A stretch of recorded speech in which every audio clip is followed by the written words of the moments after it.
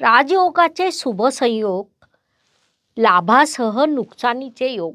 नमस्कार, मी Astroguru doctor ज्योती जोशी सर्व ज्योतिषप्रेमी व अभ्यासकांचं मनपूर्वक स्वागत करते. आजच्या भागात आपण अत्यंत महत्त्वाच्या विषयावर चर्चा करणार आहोत.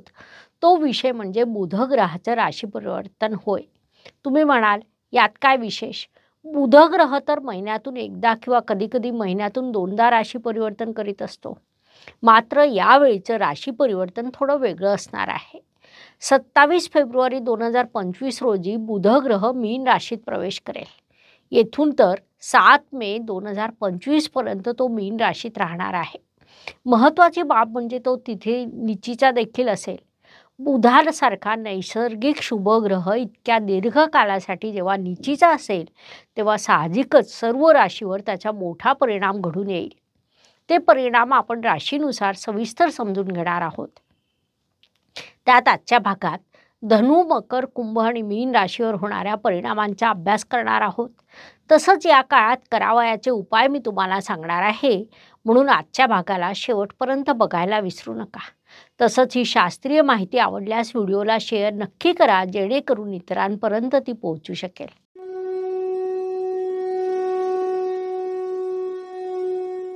आता महत्त्वाचा विषय म्हणजे बुध ग्रह जेव्हा मीन राशीत प्रवेश करेल, नीचभंग राजयोग निर्माण करेल, लक्ष्मीनारायण योग निर्माण करेल आणि मूळतः तो तिथे निचीचा असेल. या तीन गोष्टीचा प्रत्येक राशीवर काय प्रभाव होईल ते आपण राशीनुसार सविस्तरपणे समजून घेणार आहोत. काही राशींवर अत्यंत सुखद तर काही राशींना अत्यंत त्रासदायक असा हा प्रभाव असेल. याशिवाय बुध हा व्यापाराचा कारक मानला जातो, त्यामुळे देशाचा व्यापार उद्यम देखील बुध ग्रहावरून बघितला जातो. बुध हा वाणीचा म्हणजे बोलण्याचा देखील कारक आहे. एखाद्या व्यक्तीच्या चुकीच्या बोलण्यामुळे दीर्घ नकारात्मक प्रभाव उभे राहणं हे देखील निचीच्या बुधामुळे घडू शकतं. एकंदरीत निसर्ग कुंडलीच्या व्ययस्थानात जाऊन निचीचा होणारा बुध अनेक दृष्टीने संकट निर्माण करू शकतो आणि काही सकारात्मक गोष्टी देखील तिथे घडू शकतात. अर्थात तो प्रभाव तुमच्या राशीनुसार असेल. शेवटी आपण त्यावर उपाय देखील सांगणार आहोत. बुध हा अत्यंत संवेदनशील ग्रह आहे, त्यामुळे माणसांवर, प्राणीमात्रावर त्याचा खूप वेगळा असा प्रभाव घडून येतो. विशेषतः तो निचीचा असताना हा प्रभाव वाढणार आहे. काही गोष्टी त्यात सकारात्मक देखील घडतात, म्हणजे मनुष्याचं नवीन क्रिएशन वाढतं किंवा त्यात एखादी कला असेल तर ती समोर येण्याची शक्यता देखील वाढते. विशेष बाब म्हणजे शुक्रासोबत असलेला बुध असे अनेक शुभ प्रभाव देखील देतो. नवीन संशोधक वृत्ती असलेले किंवा जिज्ञासू स्वभावाचे जे लोक आहेत, त्यांच्यासाठी देखील हे गोचर अत्यंत महत्त्वपूर्ण राहणार आहे. निसर्ग समजून घेणं, निसर्गाचे नियम समजून घेणं किंवा नवीन संशोधन करणं या गोष्टीमध्ये देखील काही जातक कार्यरत राहतील.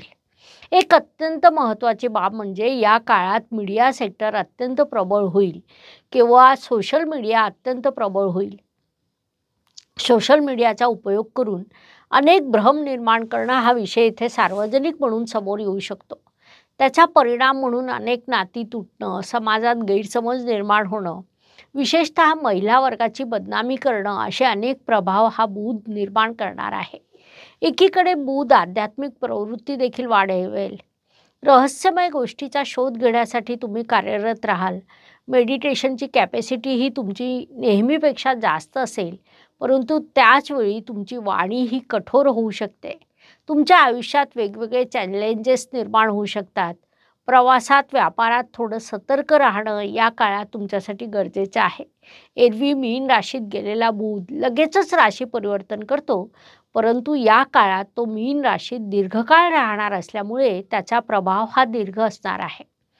साधारणपणे फेब्रुवारी-मार्च महिन्याच्या आसपास बुध ग्रह निचीचा असतो, परंतु 20 दिवस किंवा 25 दिवस इतकंच त्याचं गोचर असतं.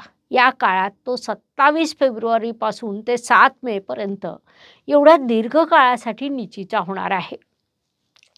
म्हणून बुधाचे हे राशी परिवर्तन विशेष राहणार आहे. बुध हा प्राथमिक शिक्षणाचा कारक देखील आहे. तांत्रिक विभाग देखील बुधाच्या अखत्यारीत येतो. परिणामी माणसाच्या बौद्धिक आणि मानसिक गोष्टीवर बुधाचा प्रभाव प्रत्यक्ष अप्रत्यक्ष होत असतो. आता आपण बुधाचं राशी परिवर्तन धनु, मकर, कुंभ आणि मीन या राशीवर काय होईल ते समजून घेऊया. धनु राशीच्या दृष्टीने विचार केला असता बुध ग्रह सप्तमेश आणि कर्मेश आहे. म्हणजे वैवाहिक जोडीदार, व्यावसायिक पार्टनर, कर्म अशा अत्यंत महत्त्वपूर्ण गोष्टी बुधाच्या अखत्यारीत येतात. असा बुध ग्रह आता तुमच्या चतुर्थ या सुखस्थानात येऊन नीचीचा होणार आहे. पत्रिकेतील चतुर्थ स्थान वास्तू, वाहन, मातृसौख्य, सुखशांती या गोष्टींचं स्थान असतं. अशा स्थानात बुध ग्रह नीचीचा होणार असल्यामुळे या सर्व विषयांमध्ये प्रश्न, समस्या निर्माण होऊ शकतात. मात्र त्याचवेळी तुमच्या चतुर्थ स्थानात शुक्र ग्रह मालव्य राजयोग निर्माण करणार आहे. बुध आणि शुक्रापासून नीचभंग राजयोग देखील निर्माण होईल. तसंच या दोघांपासून लक्ष्मीनारायण योग देखील होणार आहे. त्यामुळे अर्थलाभ होणं, व्यवसायातून अर्थलाभ होण्याची शक्यता आहेत. मात्र व्यावसायिक निर्णय चुकल्यामुळे नुकसान होण्याची संधी देखील नाकारता येत नाही. तसंच जोडीदारासोबत किंवा व्यावसायिक पार्टनरसोबत मतभेद निर्माण होणं, गैरसमज निर्माण होणं हा विभाग इथे येतो.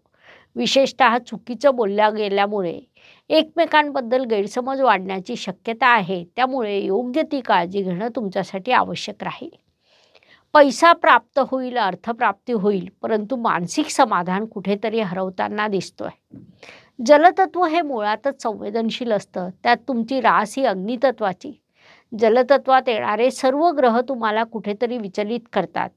कारण ही अतिरिक्त संवेदनशीलता तुमच्या मनाला फार मानवत नाही. प्रश्न आला की तो सोडवा आणि कार्य करा, ही तुमची मानसिकता असते. अतिरिक्त चर्चा तुम्हाला आवडत नाही, जी या काळात भरपूर होण्याची शक्यता आहे. विशेषतः तुम्ही एखाद्या प्रतिष्ठित जागेवर असाल तर तुमच्या बाबतीत समाजामध्ये गैरसमज पसरवले जातील. परिणामी जे लोक तुम्हाला कायम सपोर्ट करीत असतात ते सुद्धा अंतर निर्माण करतील आणि साहजिकच त्याचा तुम्हाला त्रास होईल. म्हणून त्या दृष्टीने योग्य ती काळजी घ्यायला हवी. उपायांच्या दृष्टीने सांगायच्या झाल्यास धनु जातकांनी लहान मुलांशी प्रेमाने वागावं, त्यांना थोडाफार खाऊ द्यावा, तसंच घरात शांतता राहावी या दृष्टीने विशेष उपाय करावे. हे उपाय तुम्हाला नक्की करायला हवे, त्याचे शुभ परिणाम प्राप्त होतील. मकर राशीच्या दृष्टीने विचार केला असता बुध ग्रह तुमच्यासाठी षष्ठेश आणि भाग्येश आहे. पत्रिकेतील षष्ठ स्थानावरून आपण आरोग्य, कर्ज, स्पर्धक, नोकरी, शत्रू, कोर्ट कचेरी या सर्व गोष्टी बघत असतो. तर भाग्यस्थानावरून जातकाचं भाग्य व धर्म या गोष्टी बघितल्या जातात. त्यामुळे या सर्व गोष्टी तुमच्या पत्रिकेत बुध ग्रहाच्या अखत्यारीत येतात. बुध ग्रह तुमच्यासाठी अत्यंत कारक आहे. तुमचं भाग्य घडवणारा तो ग्रह आहे. आता तो तुमच्या तृतीय स्थानात प्रवेश करून नीचीचा होणार आहे. महत्त्वाची बाब म्हणजे तेथून त्याची दृष्टी तुमच्या भाग्यस्थानावर पडेल. त्यामुळे मकर जातकांनी या काळात थोडीशी काळजी घेणं गरजेचं आहे. शिक्षणासाठी, नोकरीसाठी प्रवासाचे योग निर्माण होतील. खूप प्रवास केल्यानंतर, खूप दगदग केल्यानंतर अपेक्षा पूर्ण होईलच याची शाश्वती देता येत नाही. त्यामुळे परिश्रम करू नये हे देखील योग्य नाही. आपण आपले परिश्रम प्रामाणिकपणे करीत राहावे. एक दिवस त्याचं फळ नक्कीच मिळेल. जलतत्वात अनेक ग्रह एकत्र येत आहे. तुमची पृथ्वी तत्वाची रास असल्यामुळे जलतत्वातील हे ग्रह तुम्हाला अधिक लाभ नक्कीच देतील. लाभ देतील, करिअरमध्ये यश देखील देतील. केवळ तुम्ही आपल्या बोलण्याकडे लक्ष ठेवणं गरजेचं आहे. विशेषतः तुम्ही सोशल मीडिया वापरत असाल, मीडिया क्षेत्रात असाल तर कोणतीही बातमी पसरवण्यापूर्वी 2 वेळेला विचार करावा.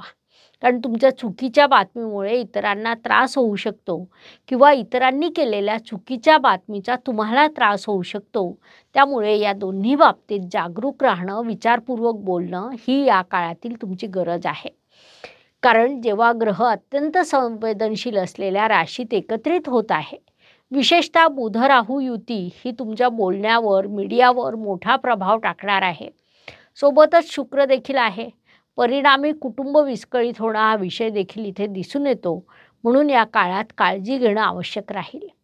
अर्थलाभाच्या संधी तुम्हाला प्राप्त होतील. धनलाभाची मोठी शक्यता आहे. मात्र धनलाभ झाला तरी तो मनासारखा नसेल. कारण या काळात तुमच्या इच्छा, अपेक्षा खूप वाढलेल्या असतील. जे मकर जातक शेअर मार्केटमध्ये असतील त्यांनी या काळात विशेष काळजी घेणं आवश्यक राहील. योग्य ठिकाणी योग्य गुंतवणूक करणं किंवा गुंतवणूक करण्यापूर्वी 2 वेळेला विचार करणं आवश्यक असल्यास तज्ज्ञाचा सल्ला घेणं तुमच्यासाठी आवश्यक राहील. हे जरी सर्व खरे असलं तरी तिथे शुक्र अर्थात तुमचे पंचमेश विराजमान आहे. तसंच ही जी युती आहे ती तुमच्या दोन्ही त्रिकोणांच्या स्वामींची युती असल्यामुळे आपण तिला शुभ युती देखील म्हणू शकतो. अर्थात तिथे राहू विराजमान असल्यामुळे थोडं काळजीचं कारण निर्माण होतं. तरीसुद्धा लक्ष्मीनारायण योग तुम्हाला लक्ष्मी देईल आणि यशाची संधी देखील प्राप्त करून देईल. कुंभ राशीच्या दृष्टीने विचार केला असता बुध ग्रहाची स्थिती तुमच्यासाठी अत्यंत महत्त्वाची ठरते. बुधदेव तुमच्यासाठी पंचम्या त्रिकोण स्थानाचे स्वामी आहेत. इष्टदेवाचे स्वामी आहे. शिक्षण, संतती, प्रणय, आयुष्य या सर्व बाबतीत तुमच्यासाठी बुधदेव ठरवत असतात. तुमची रास ही अत्यंत बुद्धिमान मानली जाते. तुमच्या कुटुंबस्थानात लक्ष्मीनारायण योग होत आहे. इतर राशींना तो त्रासदायक असला तरी कुंभ राशीसाठी तो लाभदायक ठरेल. लक्ष्मी प्राप्त होणं, अचानक धनलाभ होणं हे विभाग इथे समोर येतात. आईकडून विशेष सहकार्य मिळणं हा विभाग देखील येतो. संततीची काळजी घेणं या काळात तुमच्यासाठी आवश्यक राहील. शिक्षणाकडे विशेष लक्ष देणं किंवा शिक्षणाकडे दुर्लक्ष होऊ न देणं हे देखील आवश्यक आहे. तुम्ही नातेसंबंधात असाल तर नातेसंबंध जपणं देखील आवश्यक आहे. तेवढी एक बाब सोडल्यास बुध ग्रहाचं हे नीच राशीतील गोचर तुमच्यासाठी लाभदायक राहील. मीन राशीच्या दृष्टीने विचार केला असता बुधदेव तुमच्या राशीत येऊन नीचीचे होणार आहे. बुधदेव तुमच्यासाठी चतुर्थेश आणि सप्तमेश आहे. म्हणजे आई, वास्तू, वाहन, सौख्य, सुख, शांती, वैवाहिक जोडीदार, व्यावसायिक पार्टनर या सर्वांचं कारकत्व बुधदेवाकडे आहे. इथे ते नीचीचे होत असले तरी उच्चीच्या शुक्रदेवांकडून त्यांचा नीचभंग होणार आहे. राशीत असणारे बुध, शुक्र, राहू तुमची इगो वाढवण्याची शक्यता आहे किंवा मीच बरोबर अशी भूमिका कळत नकळत निर्माण होईल. नकळतपणे नको ते तुम्ही बोलून जाल. पुढे त्याचे दुष्परिणाम तुमच्यावर होतील. मीन जातकांच्या दृष्टीने कौटुंबिक सौख्य अत्यंत महत्त्वाचं असतं. कुटुंबात सुखशांती, प्रेम असेल तर बाहेरील सर्व आघाड्यांवर तुम्ही यशस्वी होतात. मात्र या काळात कळत नकळत तुमच्या चुकीच्या वक्तव्यांमुळे तुमची जवळची माणसं दुरावण्याची शक्यता आहे. तुम्ही राजकारणात असाल तर तुमच्याबद्दल किंवा कोणत्याही प्रतिष्ठित ठिकाणी तुम्ही असाल, कलेच्या क्षेत्रात असाल, कोणत्याही मोठ्या पदावर कार्यरत असाल तर तुमच्याबद्दल गैरसमज निर्माण केले जातील किंवा अफवा पसरवली जाईल. त्याचा तुम्हाला मोठा त्रास होण्याची शक्यता आहे. अशा काळात मन शांत ठेवणं आवश्यक आहे. मन चंगा तो कसोटी में गंगा अशी एक म्हण आपल्याकडे आहे. त्यानुसार कोणत्याही परिस्थितीत मन शांत ठेवा. तुमची रास ही अत्यंत संवेदनशील आहे. अनेक ग्रह जेव्हा राशीत येतात तेव्हा त्यांचा प्रभाव थेट तुमच्यावर होतो. त्यानुसार मन शांत ठेवणं, सखोल विचार करणं, गुरुदेवांचं नामस्मरण करणं ही या काळात तुमची प्राथमिक गरज राहील. अशा प्रकारे बुध परिवर्तनाचे धनु ते मीन राशीवर होणारे परिणाम समजून घेण्यासाठी एवढी माहिती पुरेशी आहे. आजच्या भागात आपण इथेच थांबूया. पुढील भागात पुढील राशीवर होणारे परिणाम आपण समजून घेणार आहोत. माहिती आवडल्यास व्हिडिओला लाईक, शेअर, सबस्क्राईब करा. धन्यवाद. शुभम भवतु. जय ज्योतिष. नमस्कार.